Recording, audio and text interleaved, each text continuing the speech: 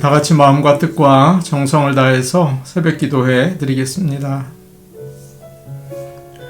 만군의 여호와여, 주의 장막이 어찌 그리 사랑스러운지요. 내 영혼이 주의 궁정을 사모하여 쇠약하며 내 마음과 육체가 살아계시는 하나님께 부르짖나이다. 나의 왕, 나의 하나님, 만군의 여호와여, 주의 제단에서 참새도 제 집을 얻고 제비도 새끼들 보금자리를 얻었나이다. 주의 집에 사는 자들은 복이 있나니 그들이 항상 주를 찬송하리이다. 아멘. 다 같이 찬송가 491장 부르겠습니다. 491장입니다.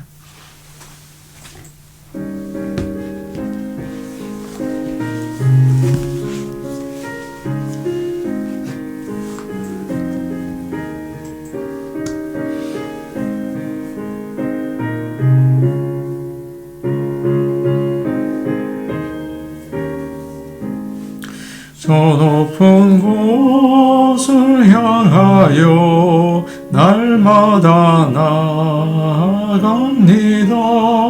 내 뜻과 정성 모아서 날마다 기도합니다.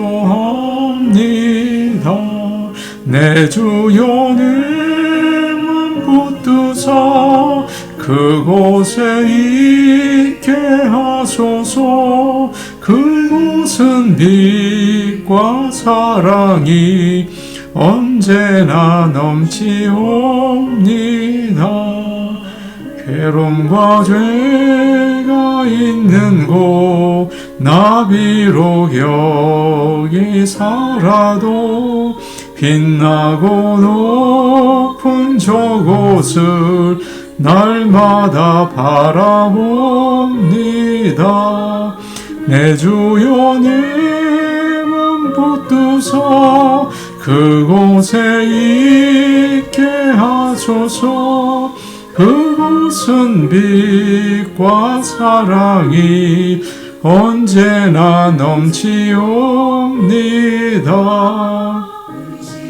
안개 걷히고 근심의 구름 없는 곳 기쁘고 참된 평화가 거기만 있사옵니다.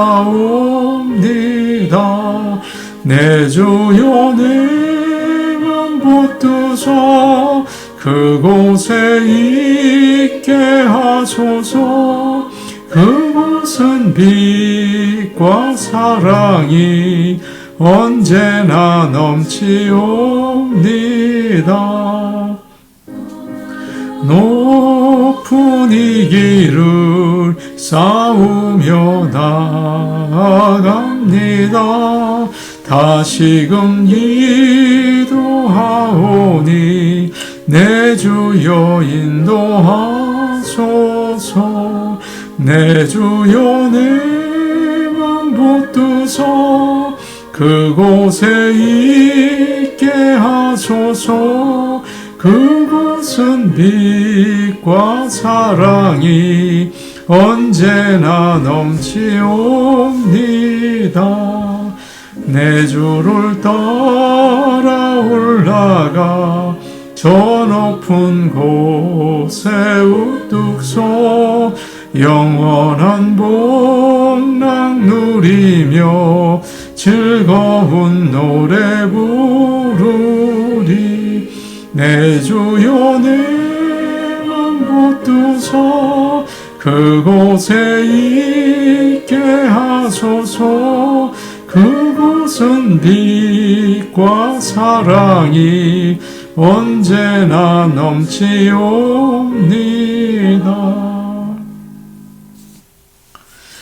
찬송가 615장입니다. 615장입니다.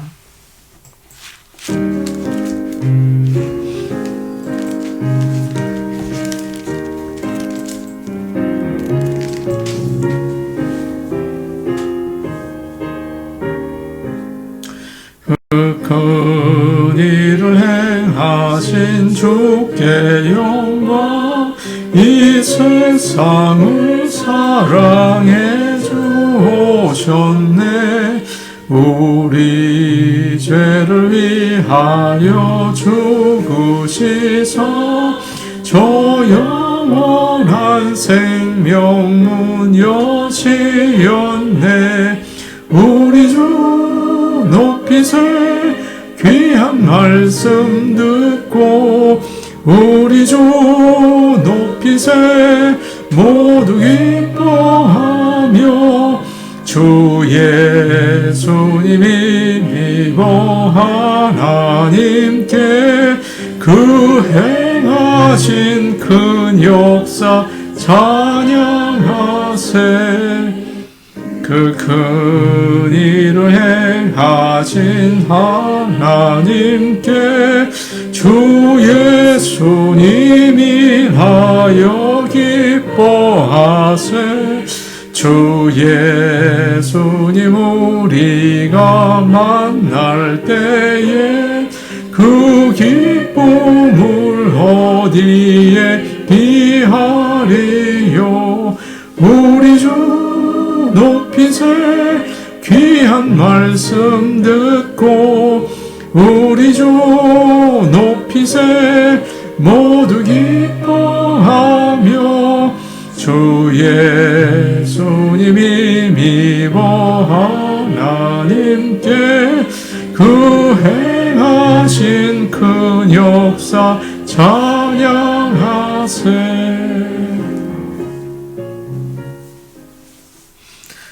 하나님 말씀 같이 보겠습니다. 오늘 아침 우리에게 주시는 하나님의 말씀은 느헤미야 7장 7절에서 38절 말씀입니다. 느헤미야 7장 7절에서 38절 말씀입니다.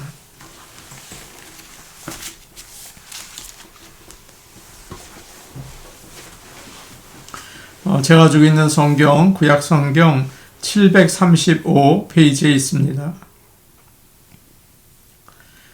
느헤미야 7장 7절에서 38절까지 말씀을 저희가 한 목소리로 같이 읽겠습니다.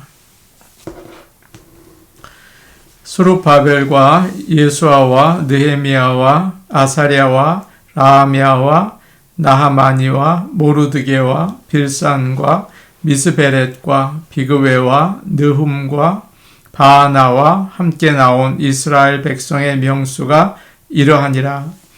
바로스 자손이 2172명이요 스바랴 자손이 372명이요 아라 자손이 652명이요 바한 모압 자손 곧 예수아와 요압 자손이 2818명이요 엘람 자손이 1254명이요 삿두 자손이 845명이요 삭게 자손이 760명이요 빈누이 자손이 648명이요 부베 자손이 628명이요 아스갓 자손이 2322명이요 아도니감 자손이 667명이요 비그웨 자손이 2067명이요 아딘 자손이 655명이요 아델 자손 곧 히스기야 자손이 98명이요 하숨 자손이 328명이요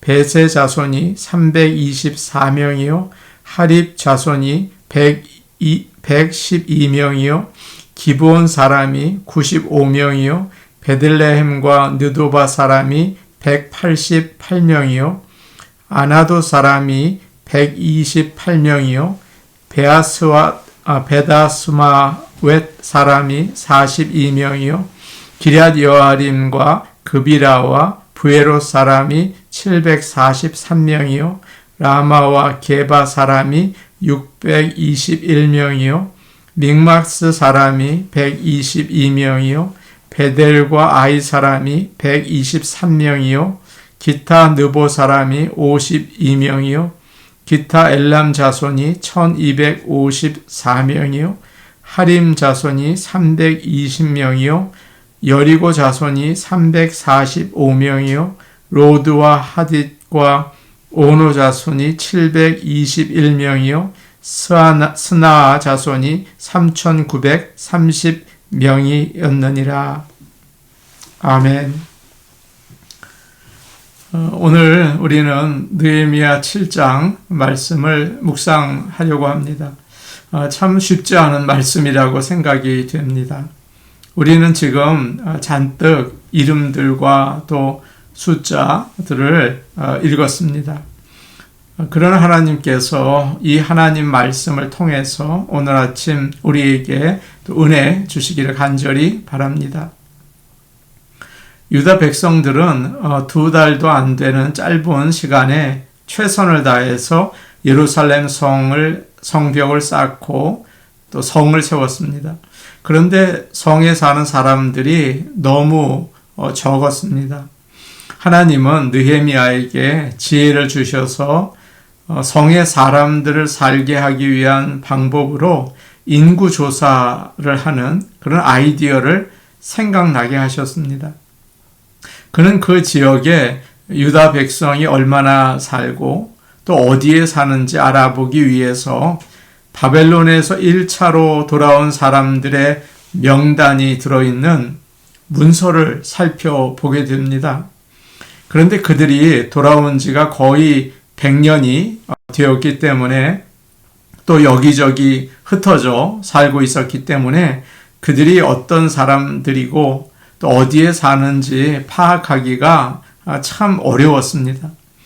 느헤미야는 그들을 찾아내서 예루살렘 성 안에 살게 하려고 지금 하는 것이죠. 오늘 우리가 읽은 7절부터 1차로 귀환한 사람들의 명단이 시작이 됩니다. 지난 시간에 그런 말씀을 드렸습니다. 에스라 2장에 있는 그 명단과 비슷하다고 제가 했죠. 그런데 시간이 많이 지나서 그런지 아니면 중간중간에 수정을 해서 그런지 이름과 숫자가 조금 다른 곳들이 있습니다. 오늘 말씀을 보면 이름과 숫자만 나오기 때문에 아무 생각이 안 들어요. 또 은혜가 되는 것 같지도 않습니다. 그러나 이 사람들이 어떤 사람들인가 그 생각을 하니까 자기들의 조상들이 하나님께 죄를 지어서 멸망을 당했잖아요. 그런데 바로 이 사람들, 포로에서 돌아온 사람들을 통해서 다시 시작할 수 있게 된 것입니다. 그러니까 그들은 미래의 희망이 되는 그루터기와 같은 사람들인 거죠. 뿐만 아니라 이 사람들을 통해서 유다의 베들레헴이라는 곳에서 예수 그리스도가 이 땅에 오시지 않았습니까? 참 귀한 사람들이구나 그런 생각이 들었습니다. 우리도 오늘 말씀에 나오는 이 사람들처럼 믿음의 그루터기가 되기를 원합니다.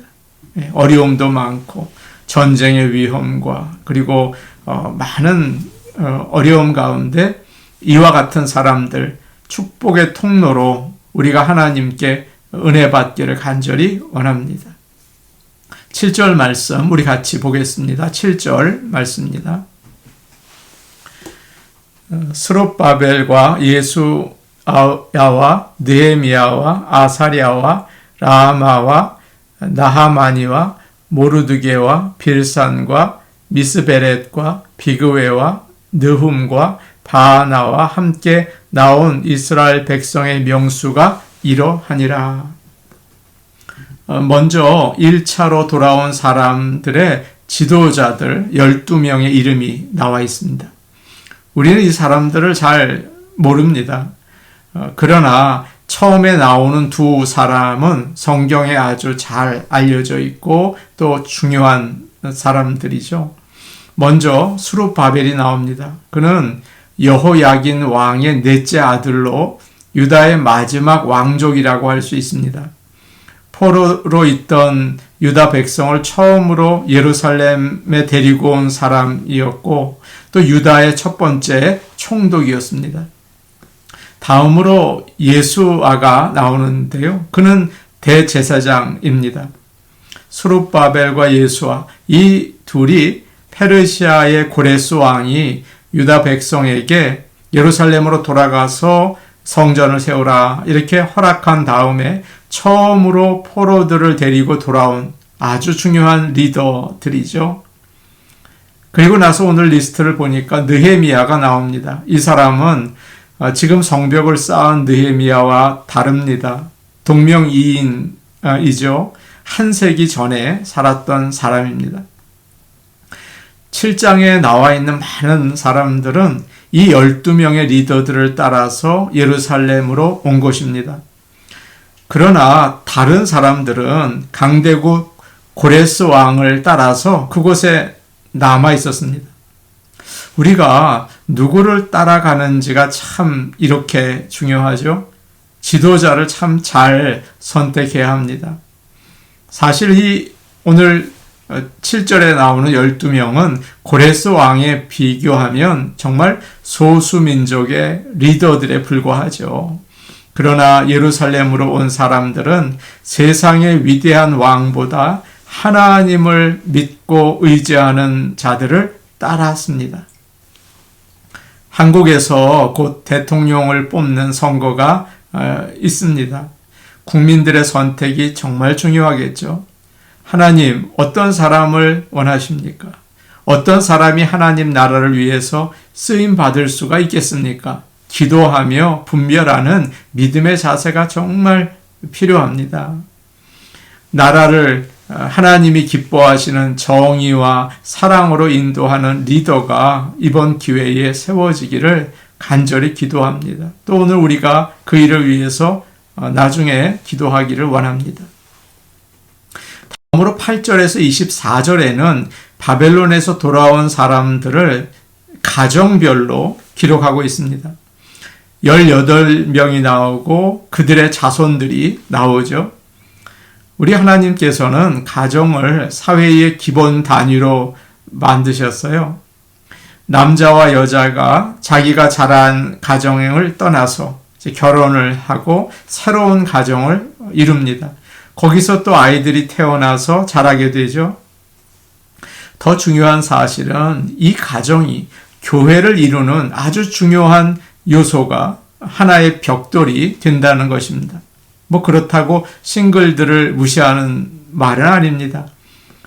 혼자인 분들도 교회를 구성하는 아주 중요한 분들이죠. 그렇기 때문에 가정이 든든할 때 교회도 든든히 서게 되더라고요. 가정이 이렇게 참 중요합니다. 그래서 사탄은 가정을 무너뜨리기 위해서 무섭게 공격을 합니다. 우리 모두의 가정이 하나님을 잘 믿고 하나님의 말씀을 따라 든든히 세워지기를 원합니다. 그래서 예수 그리스도의 몸인 교회도 아름답게 성장하고 또 세워지기를 간절히 축복합니다. 요즘은 가문이라든지 뭐 족보라든지 그런 의미가 거의 사라졌습니다. 미국에 이민 와서 사는 사람들은 더 그런 것 같아요. 그러나 이스라엘 사람들은 달랐습니다. 하나님이 그들에게 주신 약속이 있었잖아요. 그래서 유대인이다, 또 어떤 가문에 내가 속해 있다, 이런 것이 아주 중요했습니다. 느헤미야는 지금 거룩한 성 예루살렘에 아무나 이제 살게 하는 것이 아니고 하나님의 백성이 살 수 있도록 힘쓰고 있는 것입니다. 가만히 보면 이제 8절에 있는 말씀 이후로 보면 가정을 대표하는 18명이 나오는데 다 남자들입니다. 하나님께서 남성을 더 중요하게 여기신다는 말인가? 그렇지 않죠. 하나님은 여성도 똑같이 귀하게 여기십니다. 베드로전서 3장을 보면 남편들에게 이런 말을 합니다. 아내를 생명의 은혜를 함께 받을 자로 알고 귀하게 여기라. 그렇게 얘기합니다. 그러나 성경은 남자에게 가정을 대표하는 일을 감당하라는 무거운 역할을 맡겼습니다. 고린도전서 11장과 에베소 5장에 이런 말씀이 있어요. 남편이 아내의 머리가 되는 것이 하나님이 그리스도의 머리가 되시는 것과 같다. 인격은 동등하고 또 다 귀하지만 역할에 차이가 있는 것입니다. 사탄은 이런 역할을 하는 일에 자꾸 공격을 합니다. 그래서 남편과 아내가 리더십 때문에 다투기도 하고 나누어지기도 하고 심각하면 헤어지기도 하죠. 남편은 하나님으로부터 아주 중요한 일을 위임받았습니다. 아내와 자녀들을 하나님께 인도하는 책임을 받은 거죠. TV 앞에 앉아서 무서운 독재자처럼 명령을 이래라 저래라 내리는 게 아니라 예수님이 우리를 인도하신 것처럼 하나님과 동행하고 가족들을 섬기면서 본을 보이라고 하십니다. 아내를 사랑하고 자녀들을 잘 믿음으로 양육해야겠죠. 이 일을 아내에게만 맡겨서는 안 됩니다. 하나님께서 나에게 주신 일 중요하게 생각하고 예배 드리고 거룩하게 살고 또 가족들을 잘 돌보는 우리 모두가 되기를 원합니다. 이제 25절부터 38절까지는 바벨론에서 돌아온 사람들을 출신지별로 나누어서 기록을 하고 있어요. 한국으로 보면 본족지별로 이렇게 나누었다라고 할 수 있겠죠. 모두 21개 지역이 나옵니다. 아마 여기에 나오는 사람들은 전쟁을 하고 나라가 망하고 포로로 살면서 족보도 잃어버리고 또 자기 가문이 어딘지도 잘 모르는 사람들이 아니었나 그런 생각이 듭니다. 그러나 그들은 자기 조상들이 포로 시대 전에 살았던 곳을 기억해서 자기들이 유대인이라는 사실을 확인받은 것 같아요. 여기서 눈에 띄는 것은 38절에 나오는 스나 자손입니다. 한번 38절 말씀 우리 같이 볼까요? 38절입니다. 38절입니다. 우리 같이 볼게요.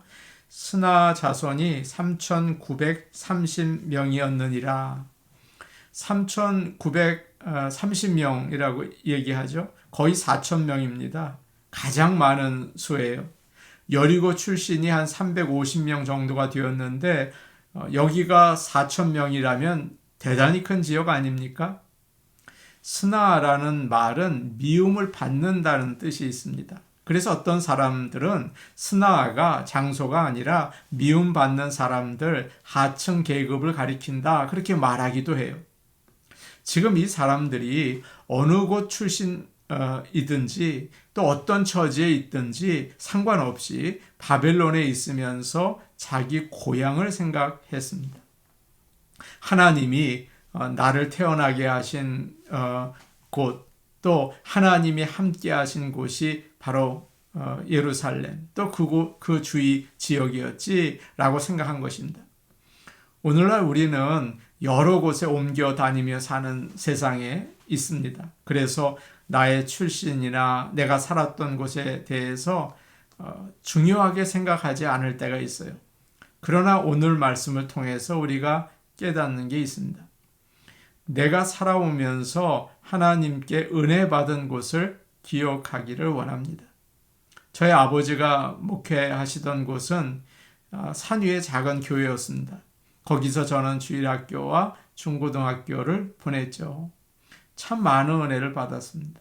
그리고 처음 전도사로 있었던 영등포의 어느 교회, 미국에 와서 섬겼던 여러 곳의 교회들, 그때 하나님께서 큰 은혜를 주셨어요.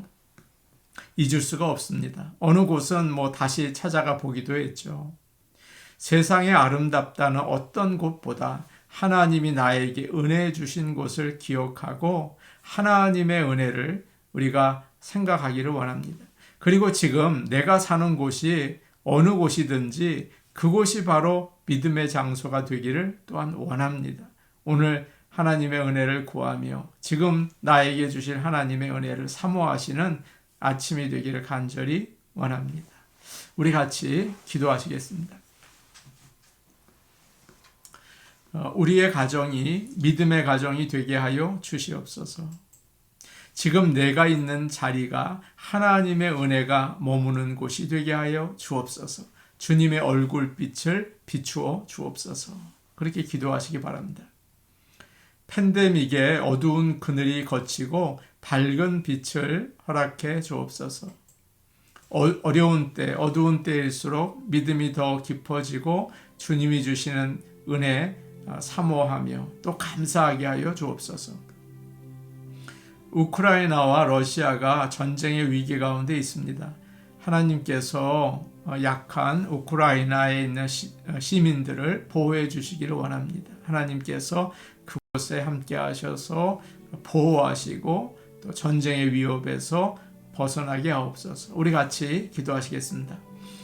아버지 하나님, 오늘 느헤미야가 예루살렘 성에 두기를 원하는 사람들의 이름들을 우리가 보았습니다. 특별히 가정별로 하나님 그 사람들을 주님께서 말씀해 주셨습니다.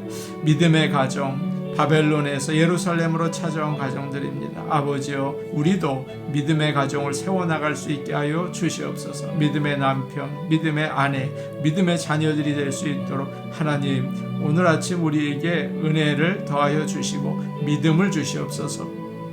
하나님 아버지, 우리가 돌아온 길 곳곳마다 우리에게 큰 복과 은혜를 주셨습니다. 지금 있는 이 자리에도 주님의 얼굴빛을 비춰 주시옵소서. 우리 성도들이 어디에 있든지 그곳을 기억하여 주시옵소서. 하나님 아버지, 팬데믹의 위기 가운데 오히려 더 주님을 바라봅니다. 위기와 어려움이 주께로 가까이 갈 수 있는 그런 통로가 되기를 소원합니다. 하나님 아버지, 이 팬데믹을 물러나게 하시고 이제는 주님의 그 밝은 빛을 비추어 주시옵소서.